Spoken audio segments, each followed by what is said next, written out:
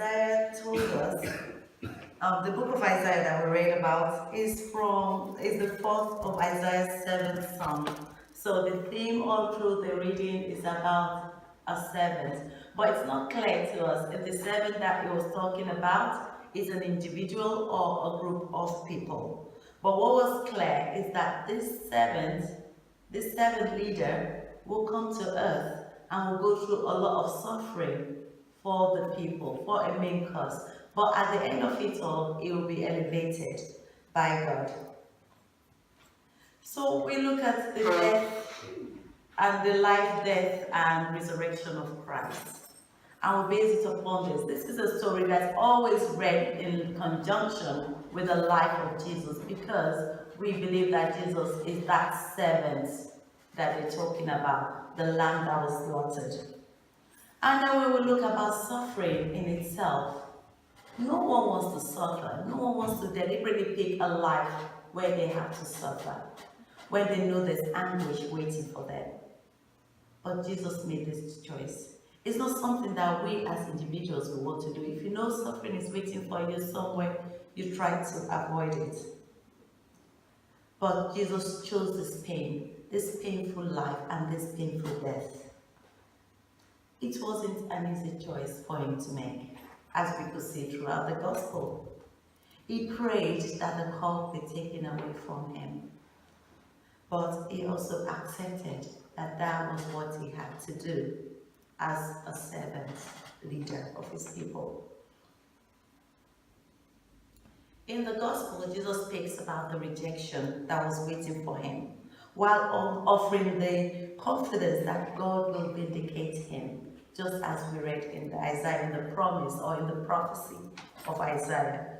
He wants that his followers will share both in the suffering and in the vindication at the end of it all. And if we follow the story of the apostles afterwards, they all met violent death towards the end of their lives. And it wasn't easy. It wasn't an easy journey for them as well. He challenged his disciples, "Can you drink this cup?" And they confirmed that they could drink from the cup. So James and John show a mixture of understanding and misunderstanding in their request to sit at Jesus' right and left hand in glory. We understand that Jesus will be glorified. They understood that he will be glorified, rather. But they misunderstood the terms of the glorification that Jesus had.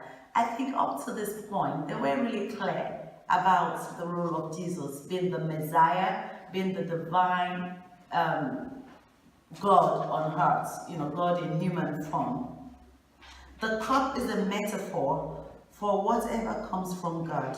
And Jesus says that they are called to share in his vocation of suffering. The model of true greatness that Jesus offered is one of servanthood. Weakness and suffering are suitable symbols of greatness. And Jesus tells us, and he talks about getting power, giving power away. For you to be great, you have to be small. For you to have, you have to give. It's like two opposites of things that we want to achieve. It's telling us, if you want to go high, you have to be low. And it takes a bit of misunderstanding. You could think about it. What kind of oxymoronic word is that? Do we use our power to help and serve people? If we have that power given to us, how do we use it? Are we ready to give power away? When we look at the world today, we see that some rich people, after having all the money that they have, they start going into politics and things to show their power. Because money is different, power is different. And sometimes when they have that power, they misuse it. Because those that have power want more and more. So if they start by lording it over a community, they want to lord it over people outside of that community, and then go international. And of course, they want to rule the world. power starts giving people false sense of divinity. They start giving them this false sense of, I own the world, I can do whatever I like.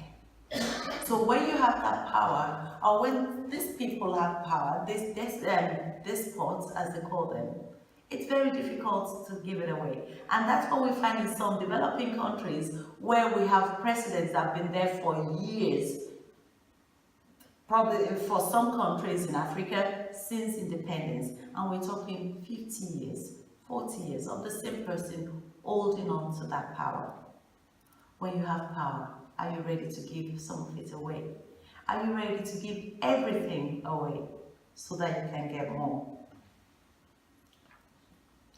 One of the roles that I have been trained for in my profession is the role of a Scrum Master. And for those that are in the IT or even in Rugby, because it's named after Rugby, some Scrum system in Rugby, the Scrum Master is a servant leader. They lead by helping the team to develop themselves. They lead by removing all obstruction from their path so that they can concentrate on the work that they're doing. So they're famously called the servant leader because in one way they're kind of the boss, but in other ways they serve the whole team. If someone, maybe if a developer has a problem that, I'm having a blockage because I can't go further in what I'm doing, the Scrum Master would ask, what is the problem? Can I move it away? If it's someone else not doing their job, she or he moves that person away so that the developer can concentrate on the job that they're doing. According to Robert Greenleaf, founder of the modern servant leadership movement, the servant leader is a servant first. First and foremost, you have to be a servant. You have to be comfortable in acknowledging the fact that you are a servant to the community, to the team. And being a servant begins with the natural feeling that you want to serve. It's not something that just comes out, you can't fake it and it can't happen upon you. It has to be instinctive, has to come from the heart that you want to serve. Then the conscious choice it just falls into place that you want to lead. Because you want to lead by example. You want to show people how it's done in the right way, by being low first. So, have you ever thought about that concept of being a servant leader? Of serving from the back, of leading from the back, so to say. Winston Churchill once said, "We make a living by what we get, but we make a life by what we give." And Marian Wright Edelman said, "Service is the rent we pay for being. It is the very purpose of life and not something you do in your spare time. It encapsulates everything about our lives. We must be ready to serve first. We must be ready to think about others first. It's not something you do in your spare time. So it goes to say every waking time you think about serving people, you think about helping others. When you shift your mindset from one of taking to one of giving, your experience in life changes dramatically. When your default setting is to give instead of to keep, you discover an abundance you didn't know was possible. I used to give this analogy to people that give. They said the giving hand is always on top. So when you're giving to someone, it's like this, and the person taking is under. So you give and take goes like this.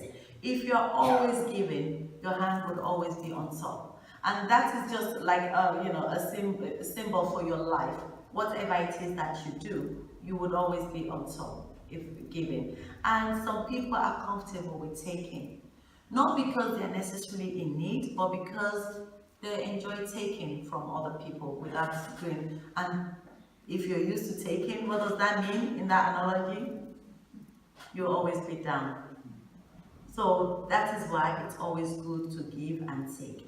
You give sometimes from your abundance, and you take, because everybody, it's not, giving does not depend on if you're rich or if you're poor.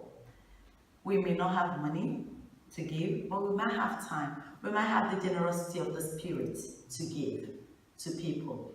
And sometimes even giving a listening here makes a difference to people. During my one of my academic projects, I worked on a project that was called Wishing Well Foundation. And what we did was to create a community of people that wish for stuff. We would just form this community of people that would wish and people that would give.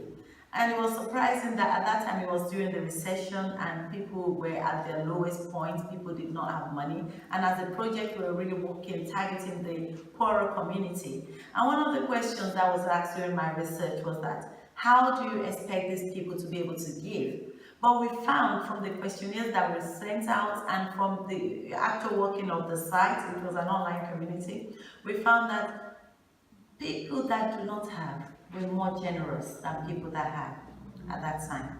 With their money, with their time, with everything. They would have something in their cupboard that they've not used, that they'll put out to the community. Does anybody want used baby clothes? People would take it gladly. So we found that that was really refreshing, and that changed a lot of my perception about life. That when you're running a charity program, go to those that don't have much. They'll give you, if you're doing fundraising, you'll get more success from them than from the rich people, so to say. So giving, as I said, is not about money. It's about the generosity of their hearts.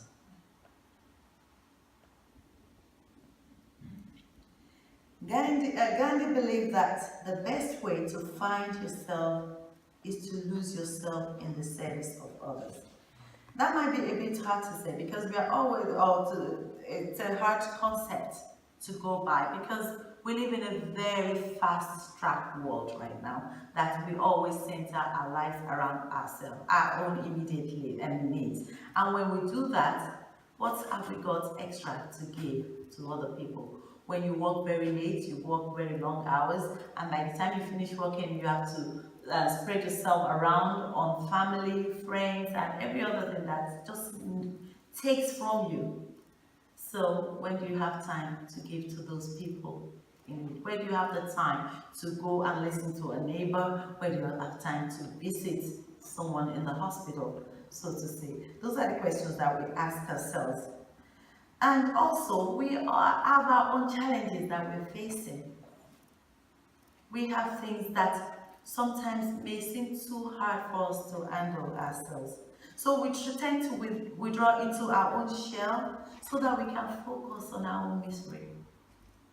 But here's the thing. We need to stop feeling this sorry state of affair and start looking around us to see if there are other people that we can help. And we'll find out when we now shift the focus from our own personal misery, we'll be able to help other people. And by helping other people, we are helping ourselves to take our mind off what we might be going through. The world is never short of people to help. There's always someone nearby that's in need.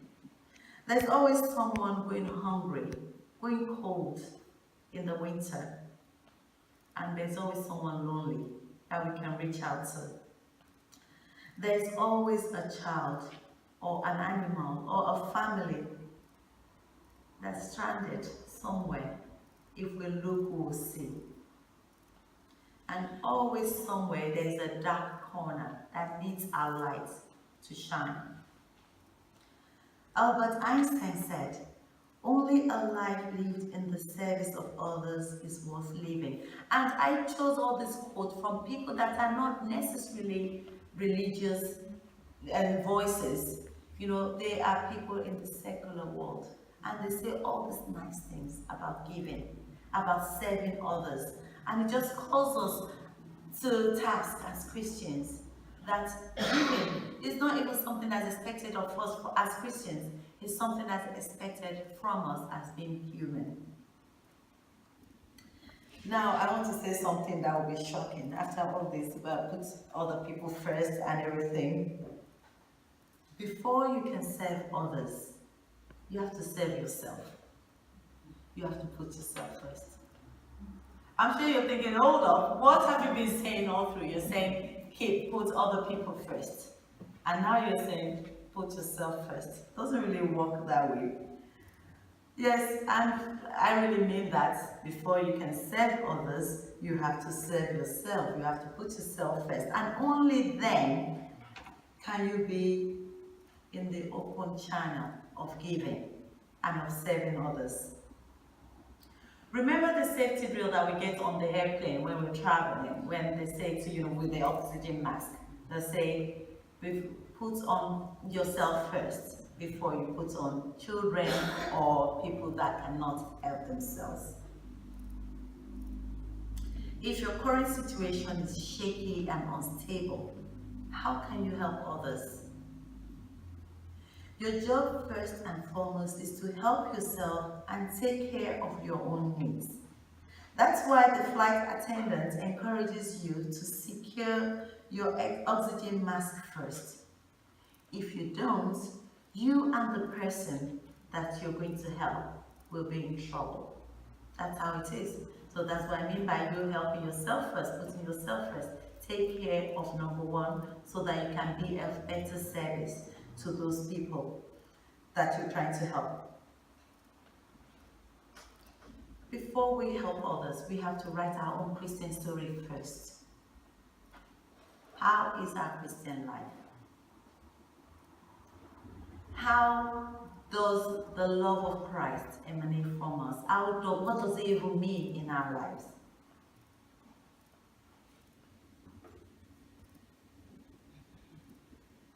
How do we think about ourselves first? How do we heal or try to heal ourselves first in the spiritual way? How do we heal our spiritual self? We can do that in several ways. We can be loyal to God, to His Word, be spiritually healthy, be knowledgeable about the Word of God, be faithful, steadfast, obedient, be at peace, be God-centered, be content. These are very hard things to be. And I have a confession. I almost cancelled out or bailed out this morning because I couldn't face this myself. I had a situation where I could not do all this for the people that were in front of me. I had such a big tribulation in front of me, big persecution, so to say. And I go, what would Jesus do in this? I had to deal with that yesterday, or else I cannot come on today to talk to you about this. What would Jesus do? And sometimes that could be a kind of albatross for us as Christians, because we feel people are getting away with so many things that we shouldn't, they shouldn't really get away with. But what would Jesus do? So sometimes when you make decisions, people might actually take you for granted, but it's okay. It's not really okay to the human that we are, to our human self, but to the spiritual self, to the person that wants to be like Jesus. It's okay to be that way.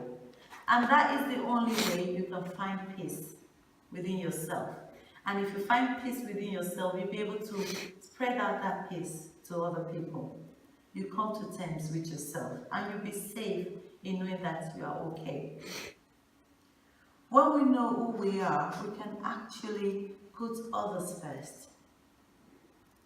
We can be servant leaders living by example. Then we go confidently into the world and smile at a stranger, even when we don't feel like smiling. That is when you will make the biggest impact. Only when the above is right with you can you then safely and truly put others first. When all this is right within you, then you can safely, and I press on the word safely, because you have to think about your safety and the safety of other people as well. Your safety taking into consideration your physical and emotional state. You have to take that into process. You have to heal yourself before trying to work on other people. Paul says in Philippians 2, 3-4, in humility, value others above yourself, not looking to your own interests, but each of you to the interest of others. Don't look at your own interests, but look at the interest of others. That, as I said, is a bitter pill to take. But when we are satisfied, when we're comfortable in ourselves, it wouldn't be that difficult to do. Live to serve, and you will discover that as much as you give selflessly, it will return to you abundantly. There is no way to find out if this is true unless you practice it. So when do we start? We can start right now. I'm not even going to patronize you to say that, oh, I know you do this, because it's a given that we do anyway. But we can start again, we can reaffirm it, we can do something tangible by starting right now, beginning from now. Try to do something secretly for someone else. Someone you live with or work with or just come across occasionally.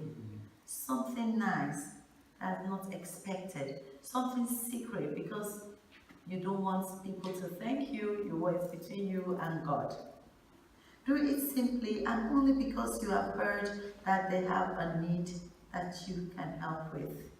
And after doing this, do it to the next person, and then the next, and then it becomes a part of life for us. You can do it on a daily basis, you can do it on a weekly basis, but let it be a part of. Do it to someone that does not deserve it. And that is talking to me as well. Do it to someone that does not deserve it. Be a carpet for someone else to ride on. Very hard to say and very hard to do, but we can take that challenge. And God will help us to make it real, to actualize that in our lives. Once you learn the truth for yourself, you will become the servant leader that you were made to be in Christ. Let us pray.